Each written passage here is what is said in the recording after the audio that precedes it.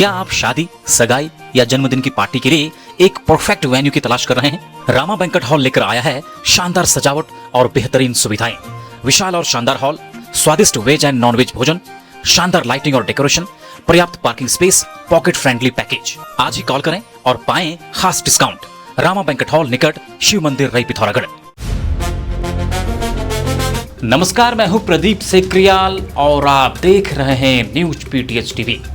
आइए खबरों की शुरुआत करते हैं। सबसे पहले खबर देहरादून से। ये खबर खूब सुर्खियों में है। एक ऐसी खबर कि जो समाज के उस कड़वे सच को बेनकाब करती है जिसे हम 21वीं सदी का पढ़ा लिखा और सभ्य भारत कहते हैं। आज सवाल यह है कि क्या डिग्रियां और सरकारी नौकरियां किसी इंसान की घटिया सोच को बदल सकती है? अगर आप यह मानते हैं कि अंधविश्वास और दहेज का लोभ सिर्फ अनपढ़ लोगों के घरों में होता है तो आज की यह खबर आपकी आंखें खोल देगी। बात उत्तराखंड की राजधानी देहरादून की है। पौड़ी गढ़वाल के श्रीकोट की रहने वाली सृष्टि कंडारी एक बेहद जिंदा दिल और आत्मनिर्भर लड़की थी। वो सरकारी स्कूल में गणित की टीचर थी, मैथ्स टीचर थी, अच्छी सैलरी पाती थी, खुद कार और बुलेट बाइक चलाती थी और स्वाभिमान के साथ जीती थी। नवंबर 2025 में उसकी शादी देहरादून के हर्रावाला निवासी सौरभ खत्री से हुई, जो उत्तराखंड सचिवालय में निजी सचिव के पद पर तैनात है, यानी व्यवस्था का एक बड़ा और पढ़ा लिखा अफसर। कहने को परिवार पढ़ा लिखा था, लेकिन शादी के बाद से ही सृष्टि को दहेज के लिए लगातार प्रताड़ित किया जाने लगा। लेकिन इस कहानी का सबसे दर्दनाक और घिनौना पहलू शादी के 3 महीने बाद शुरू हुआ, जब सृष्टि के ससुर को दिल का दौरा पड़ा तो किसी पंडित के कहने पर ससुराल वालों ने नई नवेली बहू को मनहूस घोषित कर दिया। देहरादून लेडी टीचर सृष्टि कंडारी डेथ केस में पहली गिरफ्तारी हो गई है। डोईवाला पुलिस ने सृष्टि के पति सौरभ खत्री और ननद चारू को गिरफ्तार कर लिया है। दोनों पर दहेज हत्या का मुकदमा दर्ज है। पुलिस के मुताबिक मृतका की मां और दूसरे गवाहों के बयान दर्ज करने, डिजिटल और अन्य साक्ष्य जुटाने के साथ ही मौत से पहले सृष्टि द्वारा अपनी मां को भेजे गए वीडियो की जांच के बाद यह कार्यवाही की गई। वीडियो में सृष्टि ने शादी के बाद से लगातार प्रताड़ित किए जाने की बात कही थी। दरअसल 29 जुलाई को सृष्टि की संदिग्ध परिस्थितियों में मौत हो गई थी। मायके पक्ष ने पति, सास और ननद पर दहेज के लिए प्रताड़ित कर हत्या करने का आरोप लगाया था। मामले की संवेदनशीलता को देखते हुए पहले एसएसपी ने विशेष जांच टीम बनाई और बाद में मुख्यमंत्री पुष्कर सिंह धामी के निर्देश पर जांच सीबीसीआईडी को सौंप दी गई। परिवार का आरोप है कि शादी के कुछ समय बाद से सृष्टि को दहेज और दूसरी बातों को लेकर मानसिक व शारीरिक रूप से प्रताड़ित किया जाने लगा। शुरुआत में ताने दिए जाते थे, लेकिन बाद में स्थिति इतनी खराब हो गई कि उसे घर की हर परेशानी का जिम्मेदार ठहराया जाने लगा। परिजनों के मुताबिक ससुर के बीमार पड़ने के बाद किसी पंडित ने कहा कि बहू के आने के बाद घर में अशुभ घटनाएं हुई हैं। इसके बाद सृष्टि को मनहूस अपशकुनी कहकर बुलाया जाने लगा और परिवार का आरोप है कि ससुर को कैंसर होने और बाद में उनकी मौत तक के लिए भी सृष्टि को जिम्मेदार ठहराया गया। इसी बात को आधार बनाकर उसे लगातार मानसिक रूप से प्रताड़ित किया गया और परिजनों ने जांच एजेंसियों के सामने कई सवाल रखे हैं। उनका कहना है कि अगर सृष्टि फंदे से लटकी मिली थी तो फिर पुलिस को सूचना देने से पहले शव को नीचे क्यों उतारा गया? परिवार के दर्जनों फोन क्यों नहीं उठाए गए? घटना की जानकारी तुरंत क्यों नहीं दी गई? उनका यह भी कहना है कि मौत से पहले भेजा गया वीडियो पूरे घटनाक्रम की सबसे महत्वपूर्ण कड़ी और इसकी गहराई से जांच होनी चाहिए। पिथौरागढ़ चंपावत जिले के समस्त दवा प्रतिनिधियों ने बेहतर स्वास्थ्य सुविधाओं की मांग को लेकर नगर पिथौरागढ़ के गांधी चौक पर प्रदर्शन किया। जिलाध्यक्ष भुवन पांडे के नेतृत्व में आयोजित इस प्रदर्शन के माध्यम से जिला अस्पताल में चिकित्सकों की स्थायी तैनाती की मांग की गई। उन्होंने कहा कि इमरजेंसी में गैस, दर्द और टीटी जैसे बुनियादी दवाएं 24 घंटे उपलब्ध होनी चाहिए। साथ ही चिकित्सकों द्वारा गैर जरूरी बाहर की दवाएं लिखने पर रोक लगाएं। अस्पताल में डायलिसिस सुविधा जल्द शुरू करने और नियमित रेडियोलॉजिस्ट की नियुक्ति करने की बात कही। साथ ही दवाओं पर जीएसटी दरें कम करने और जीवन रक्षक दवाएं मरीजों को सस्ती व मुफ्त उपलब्ध कराने की मांग रखी। जनपद पिथौरागढ़ के तहसील बंगापानी के मवानी दवानी गांव में प्रशासनिक उपेक्षा के चलते बड़े हादसे का खतरा मंडरा रहा है, जहां आंगनबाड़ी केंद्र की आगे की सुरक्षा दीवार क्षतिग्रस्त होने से पूरा भवन खतरे की जद में आ गया है।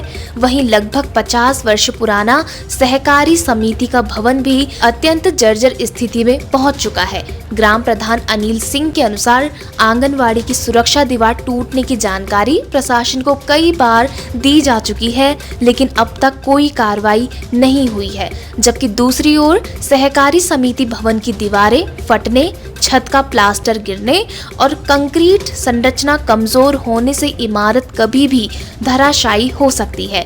इस जर्जर भवन के पास से रोज स्थानीय लोगों और स्कूली बच्चों की आवाजाही रहती है, इसलिए सार्वजनिक सुरक्षा को देखते हुए ग्राम प्रधान ने शासन प्रशासन से तुरंत इस मामले का संज्ञान लेने और दोनों भवनों की मरम्मत व पुनर्निर्माण कराने की पुरजोर मांग की है।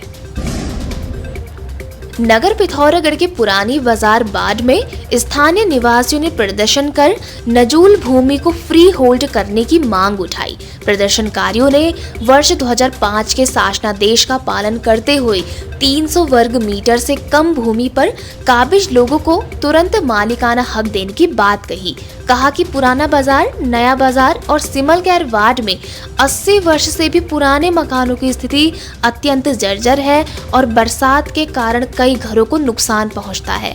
मालिकाना हक न मिलने से लोग सरकारी योजनाओं का लाभ नहीं उठा पा रहे हैं और विकास प्राधिकरण का रवैया भी बाधक बना हुआ है।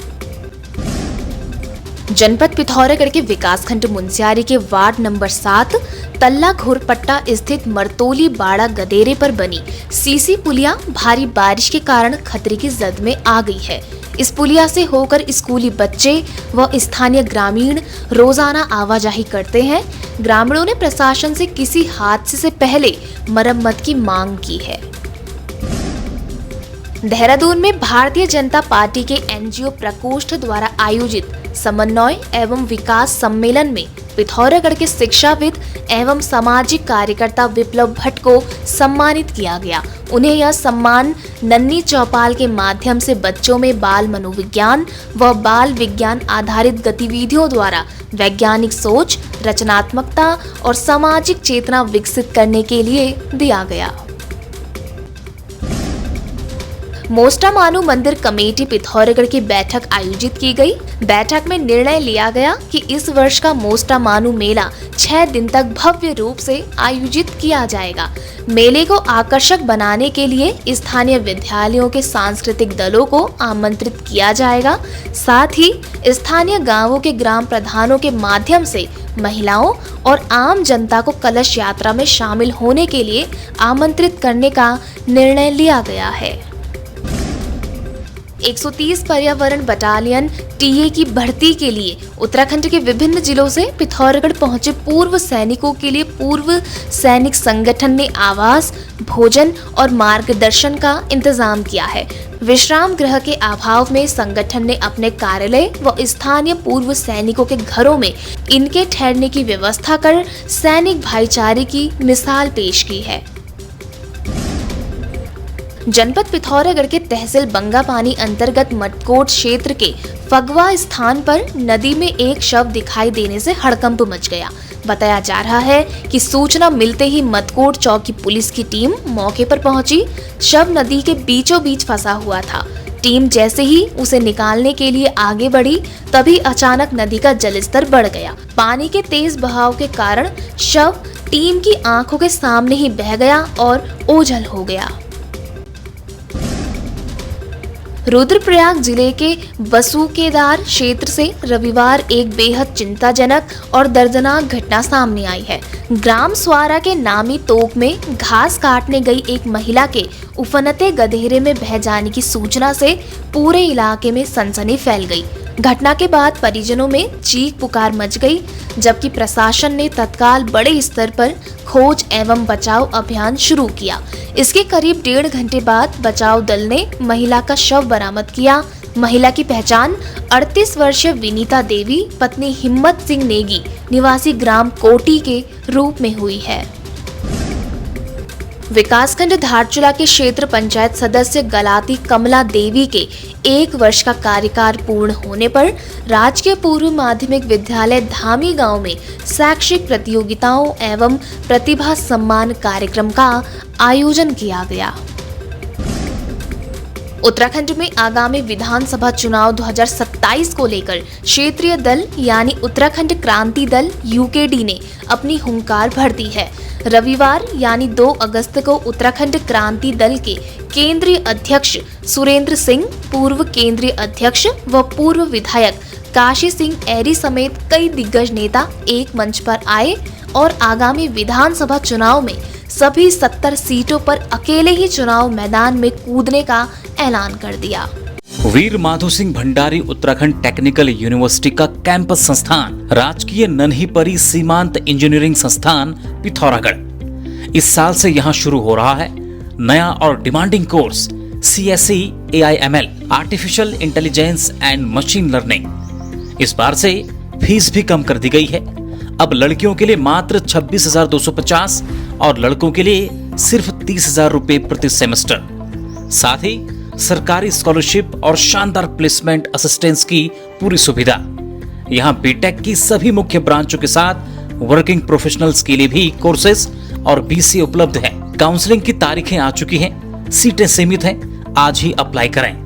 खबरों में बने रहने के लिए न्यूज़ PTS TV को सब्सक्राइब करें और बेल आइकन दबाएं और साथ ही फेसबुक पर न्यूज़ PTS TV पेज को लाइक या फॉलो करें।